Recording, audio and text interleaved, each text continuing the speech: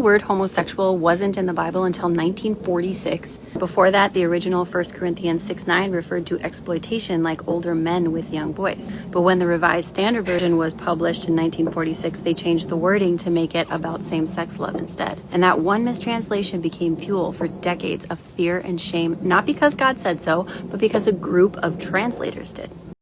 So why did people get condemned to death for being homosexual? Is the case that before 1946, the West and Christianity and the church never had a problem with homosexuality? You have to see this is an ahistorical take. This is completely devoid of any historical fact whatsoever. Before 1946, the language that was the Greek word that was being translated into homosexuality and what she's talking about, the word was arsenekoitai, which is a Greek word. Paul makes that word up. He goes into the Old Testament of Leviticus, chapter 18 and 20.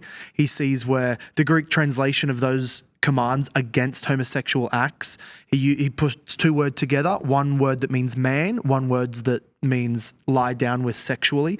Arsenekoitai puts them together. He makes up this word, men sleeping with men. So the other translations before homosexuality were sodomy, buggery, which means homosexual sex, defilers of themselves with mankind, and men who have sex with men, which is how some of the translations do it today. Men who have sex with men, or in the more English version, homosexuality. So the word homosexuality was not in there. That's perfectly fine. The meaning was there. In fact, it was way more blunt, way more straightforward. Men who have sex with men. So there's a whole lot that's going into that, but it is not a worldview created or a law changed by some translation committee. That was a very good translation of a very historically attested, the ancient Jews, the patristic fathers of the early church, the medieval church, the reformers, and down to modern day. The correct translation of that word is men who have sex with men, not men who have a gay identity.